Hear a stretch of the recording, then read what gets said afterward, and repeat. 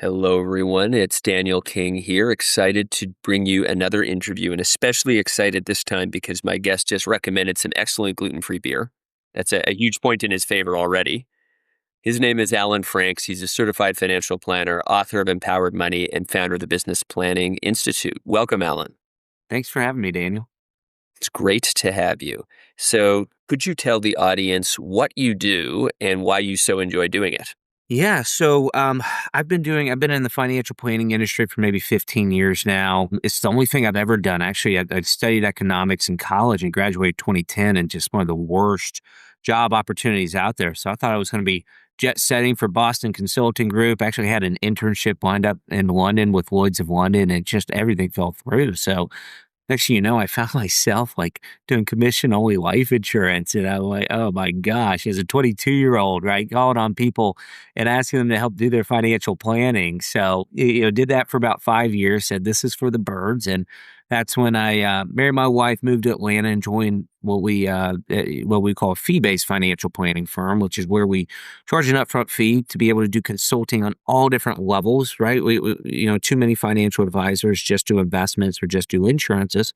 And we wanted to really help our clients out in almost everything, whether it's estate planning, tax planning, things of that nature. Just helping them understand what house to buy or how to use a home equity line of credit.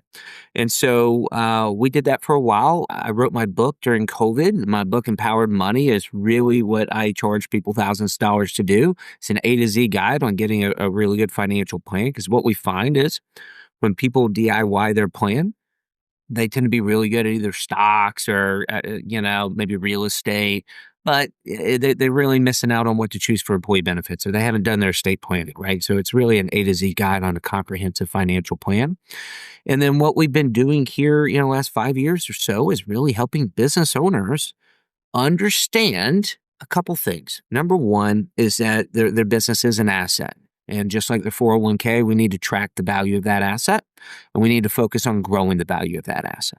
Okay. So it's helping them understand what that value of that asset is and giving them a way to methodically track it every single year once they file their taxes, having a really good way to track it on a yearly basis on there. The second thing is to help business owners understand that there is a different tax playbook for business owners than there is for the W-2. It's much more vast than our W-2 tax playbook.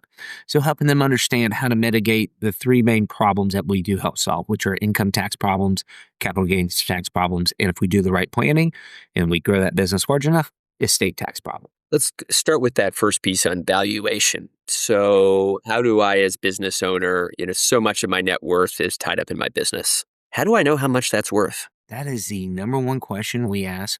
We ask a business owner two questions when we first meet them. We ask them what the value of their business is, because I want to see how they respond. I know that they don't know. So I want to see how they respond when we ask that. It's more, have they ever even thought of their business as an asset with a value? And so that's one of the first questions we ask. And what I would tell them, actually, if you go to our website, thebusinessplanninginstitute.com. It's spelled exactly as it sounds. I'm sorry it's so long. Thebusinessplanninginstitute.com. We actually have a form there. In about 20 minutes, you could get a really good valuation of your business. Now, is it going to be accurate? Yeah, it's going to be probably 5 to 10% within that value. The only way to really get an accurate estimate by taking your business to market. That's very time consuming, and you don't want to do that unless you're really serious about selling. But just having, whether it's accurate or not, it's just having something that consistently tracks the value of that business. Because once we know the value of the business, we can now do so much with that. We can plug it into your personal financial plan and say, hey, if you were to sell your business right now, do you have enough to retire? Oh, okay, maybe 5 million is not enough at age 50. What if we were to build it up to 7 million or 10 million? Is that enough then? Right? And now all of a sudden we can start playing with this. We kind of reverse engineer what you want to do as a business owner and what goal we need to set for the value of that business. What else can we do with evaluation? Well, the second question I ask a business owner after I ask them what the value of the business is worth is, hey, what would happen to your business if you did not wake up this morning? Right? Because the truth is that death is much more imminent than we all want to believe. Right? And so we need to have a plan in place. If your top salesperson or your top management person were to go out on a disability or God forbid, a premature death, you need to have a backup plan. Who steps in to fill that role? And I think most business owners understand that. What they don't do is they don't take the time to think about, well, what if I go out, right? We talk about going to passing the Italy test, going to Italy for 3 months and the business still running fine, right? But we need to be able to pass the cancer test too, right? Which is, maybe 2 years, right?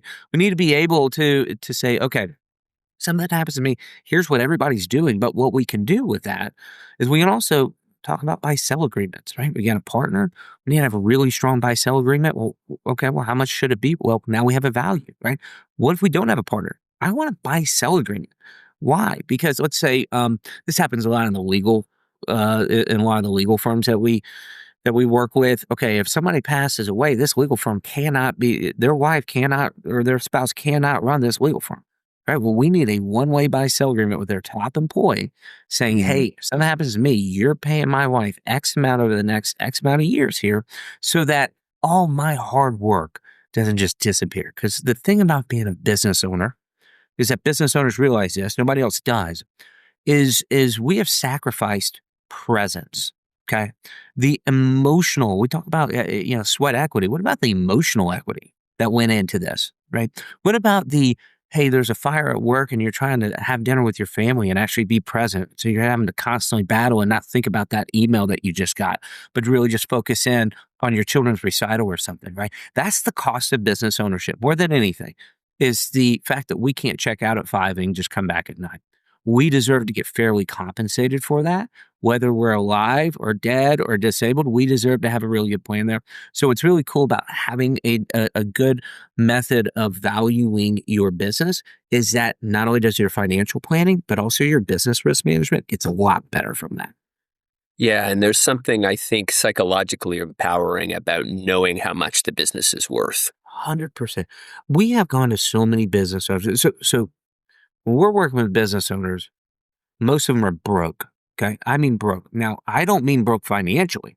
Okay. Some of them are, by the way. Some of them just reinvested so much in the business, right, that they're personally broke. But I'm talking about broken emotional, broken energy wise, broken Yep. intellectually, just, zonked out, right? And so what we've done so many times is gone in and say, hey, Mr. Roofer, Mr. Insulation, Mr. Doctor, you've done this for 20 years. You're bored. You're bored. You need a new challenge, right?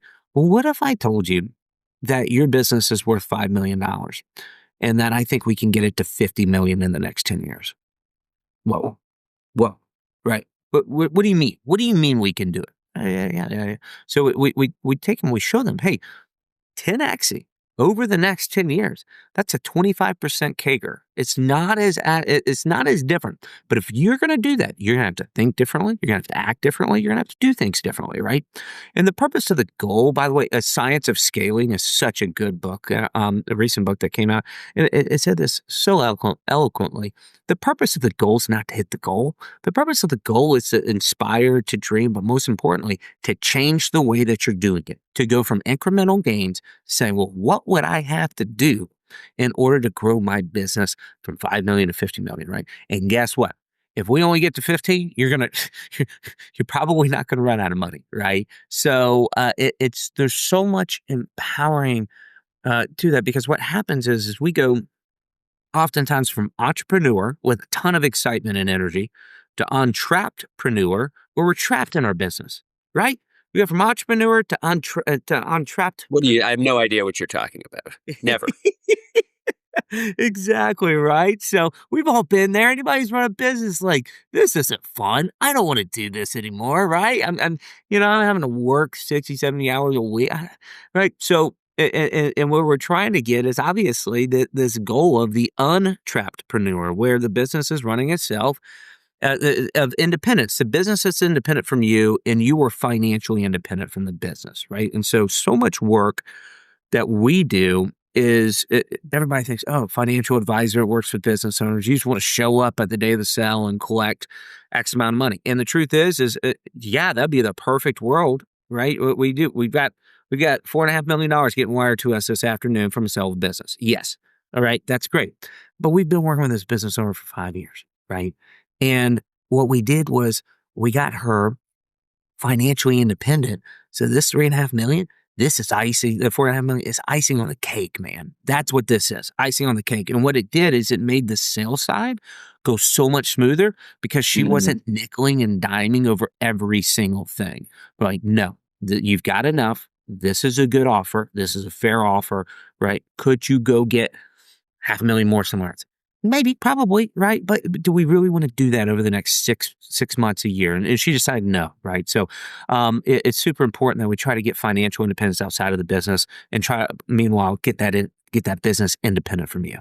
So if I'm following the conventional advice that most entrepreneurs get, that if I really want to grow something very substantial, I want it to be scalable and I want it to be interesting enough to a professional investor, acquirer, don't I have to focus single-mindedly on it? How can I be financially independent outside of the business, given that advice? Yeah, obviously there's different phases of the business. When you're in the startup phase, you could really make you almost have to. You almost have to just pour everything back in Mm. into the business, right? And then you get into the growth phase. And now all of a sudden in the growth phase, okay, we're maybe starting to make a little bit more money, right? We start set some stuff aside. And taxes all of a sudden might be creeping up on us, right? But eventually we are going to reach maturity in our business. Okay. Now, maturity becomes before decline.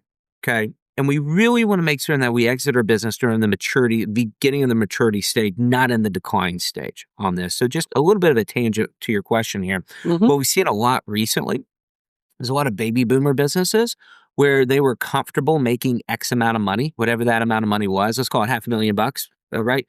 And they're making $500,000 in 2020, and they're still making $500,000 in 2025, 2026, right? Well, guess what? That 5, 6 year difference, as you know, my gosh, right? The value of the dollar has really gone down over the last 5 years, right? So what happened was, so they were still growing, just not as a fast of a clip, but their Mm. expenses were growing astronomically because we live in the most expensive world that we've ever lived in, right?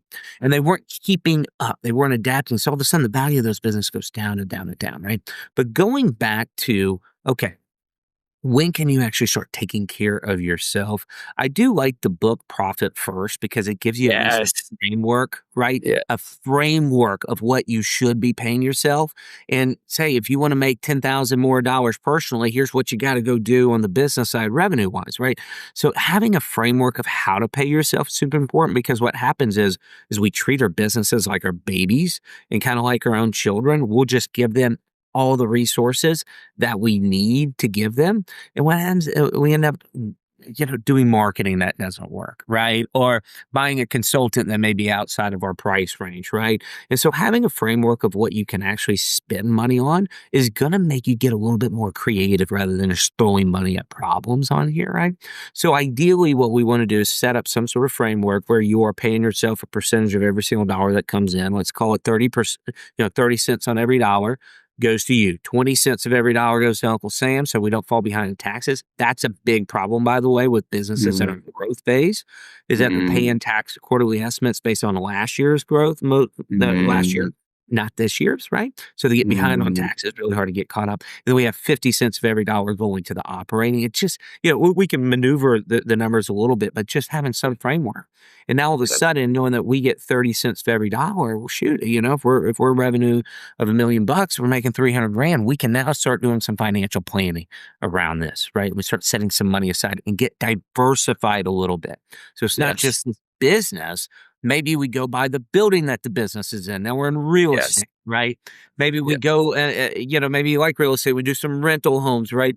Maybe Yeah. we're making 300 grand. Now all of a sudden we're in a different tax bracket. Okay, well, Yeah. maybe we do set up that 401k plan. As it grows and we start making 500, 700 million of income, then we want to start looking at defined benefit pension plans because now all of a sudden we can Mm. deduct a heck of a lot more money, right? Our cash balance plan. So it's when we're looking at building net worth for a business owner, it's really two sides of it. Yes, we want to get diversified, but we also want to do so in the most tax advantage way possible. And the cool thing Mm. is that there's a lot of mechanisms that business owners can do to make that happen. So, and if I'm setting aside, so let's say I'm going with your framework and, I pay myself first and, I want to set aside a whole bunch of money for business operational expenses. and I want to set aside some money for taxes. For that taxes portion, should I be sticking that in a money market account? Is there any way to get a little bit of yield in between quarterly tax payments? Yeah. So, obviously, high yield savings accounts have been very popular here. A little bit harder to find for businesses, but they Yeah, are out there. What I would tell you to do though is they if you are. go to your investment person, we all have high yield savings or treasury accounts that we can, put money in. That's probably going to be better than the Yeah. high yield savings accounts that you would find at the bank. And the high yield Okay. savings accounts at the bank are oftentimes personal accounts, not business accounts, right? So if you've got a good Mm, investment person, what I would do is talk to them about that. But we want to be safe, right? This is money that we're probably going to owe Uncle Sam, yeah. in the next 12 months or so, right? So whenever you have, frankly, whenever you have a time frame that's shorter than 24 months, some even even say 5 years, which is a traditional market cycle, you do want to be really safe with that. And so what does that mean? Yeah, it means treasuries or high yield savings account. You don't want to, that's not the place to be aggressive. Yeah. We don't want to try to get an extra percentage point and risk our soul here. Yeah, that's right. Because taxes are due. Obviously, you can extend, but you're going to be paying some interest and penalties in doing so, right? So, if the market goes down and you owe your taxes, it's very inflexible when those taxes are due, right? If the market crashes, let's say somebody's trying to retire, right? If the Yeah. market crashes right before retirement, they're just going to work another year or two, let the market come back up, right? We don't have that flexibility with taxes. It's due, right? So, we do want to be safe because we just don't control the timing of that. So if someone wants to work with you, they really want to get a financial plan in order, they want to understand the value of their business. You were earlier talking about different phases of business growth. At what point does it make sense to work with someone like you? Is it during that startup phase? Is it during the growth phase? Is it later? Yeah, yeah. Well, for the people listening, I would say, hey, I highly recommend that free assessment on our website. Do that. I just want to let you know if you do that, we probably will reach out to you, right? It is definitely a lead capture. People get that. Yeah. Yeah, we'll be transparent, right? But we tend to work with people when they have tax problems, when they start Mm, having large income tax problems, when mm, they're looking at selling the business and they're looking at mitigating the capital gains of mm, that business, right? mm. When they're looking at their estate planning and they're saying, oh my goodness, I started and built a rather successful business, and I don't know if I want to give. I've got 3 kids. My business, my net worth's 15 million. I don't know if I want to give each kid 5 million bucks. How do Yeah. we maybe create a trust with some parameters so that our legacy reflects our values, right? So these are the times where we could really get involved and really help is when there's large estate and tax conversations to be had. And what I like to tell everybody is it's amazing when we meet with a business owner, our first meeting, we ask them to rank the members of their team. We start with their Mm, accountant, and then their estate planning attorney, then their banker, their investment advisor, their insurance advisor, their employee benefits person, their realtor, the mortgage lender, right? We want to see who's on their team. Because the truth is that these people have built unbelievable businesses and they would not have tolerated subpar performance from people on their team in their business.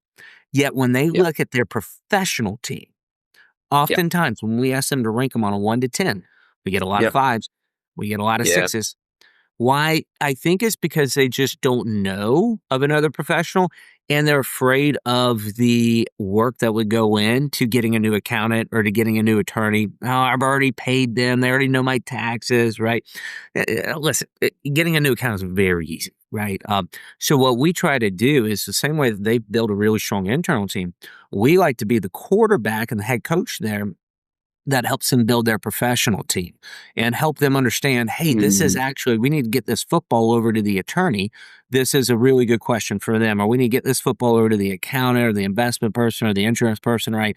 And help them understand and get all of these players on the same page. Because what happens is, a lot of these professionals, they work in silos and they do not want to work with the other professional. And yes. no, what your attorney's doing on the estate side is super important for the accountant to know, right? So what we like to do is we like to go in and we like to put windows on these silos so that people can see what the other people are doing and make Mm, we are all on the same play call, moving this football down the field, reading the risk, which is the defense in this scenario here, and Mhm, hopefully get the mhm. ball into the end zone here, right? And but it takes a full team effort to do this really well. And so more than anything, more than a financial advisor or an author or whatever, right? I'm more or less a team builder, right? A team Mhm. builder, and that professional team to help make these goals a reality. Yeah. Yep, yep, yep. Yes. That's very interesting, and you're right. Each of these professionals has different interests that they bring to the table, right? They have their self-interest as well as the expertise that they bring to help an eventual client. And reconciling all of that, that's not an easy thing to do. What's also interesting is that they get paid differently, right? So we've got a big time client who is exiting the business. His accountant gets paid a one time fee to do his taxes. Well, his Yep, attorney gets by the hour. So yep, guess which one's really easy for me to meet with? The right. attorney's willing to hop on the call whenever, right? And so I'm constantly talking to the attorney on this, right? Yep, Meanwhile, getting the accountant to show up to the meeting, it's kind of like pulling teeth, right? It's like, another one of these things, you know? So it's amazing. We need to understand how people get compensated, what their yep, interests are, right? And we need to yeah. understand, when we need to actually bring in the attorney because he is going to bill you on an hourly basis. We're all messy, disorganized humans trying to do a job, and the culture of our industries varies, right? I always wonder, part of the reason it's been a challenge for me personally to find a good accountant, I realize is that accountants almost all undercharge. So what that means is they need to have 80,000 clients. Um, Every accountant that's been operating for a while has a lot of clients. Because they have a lot of clients, it's very hard to get their attention. And when it's tax planning season, good luck. You know how many phone calls they get, how many emails they get. They are so beyond busy, they're exhausted. So, not that this is a pitch for a ton of empathy for accountants, but it's so important to understand the incentives that all these different messy humans are operating with. It's amazing. When I got in this industry, I was actually really afraid of accountants, right? Because honestly, people hold their accountants up on a pedestal. And I would present a financial plan. They're like, well, let me talk to my accountant about this. Well, shoot, now it's at the whim of what one person who you're not going to talk to for the next 4 months is going to tell you. And what I realized rather quickly is that there's a lot of tax preparers in this world. They'll prepare your taxes. There's not a ton of tax planners. And so Yes. what I ended up doing is basically almost filling in that void that was there on the tax planning side and saying, hey, your accountant's only really going to plug in the numbers that you get them. Let's take a look at your books and let's see what numbers to actually give him, right? And Mhm. in doing so, we've been able to add a lot of value to our clients. Alan, as we come towards the end of our time together, I think folks will really appreciate the interdisciplinary conversation we have here about financial planning. Can you share a little bit about what's fun for you personally when you're not pursuing your mission at work? What do you do for fun? Totally. Well, the most fun thing right now is we are just in that such exciting phase of life. I've got a 2-year-old daughter who's just telling me exactly what to do at all times of the day. She's my boss, right? And she's telling me where to sit, what to do, what to wear. Right? It's so much fun, and we have a 5-month-old son as well who's really starting to engage, and so that's where a lot of my free time is right now. I do love to read books. We mentioned Science of Scaling today. We mentioned Profit First. I'm constantly trying to read and learn as well. But I'm from Atlanta. I'm a big Atlanta Braves fan. I do want to go to every single ballpark in the United States, and so I'm just a general a baseball fan. I love the game. I love the ambiance.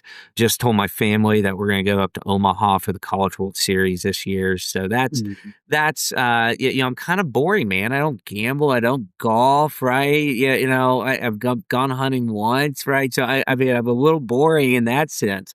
But as we talked about, Daniel, I am quite fun to go out have a beer with. So if you're in Atlanta, right, or if anybody listening's in Atlanta, reach out to me. I know all the great breweries, and we go have a beer and talk shop and talk about growing businesses and have some fun. I love it. Thanks so much, Alan. Appreciate your wisdom. Daniel, thanks for having me today.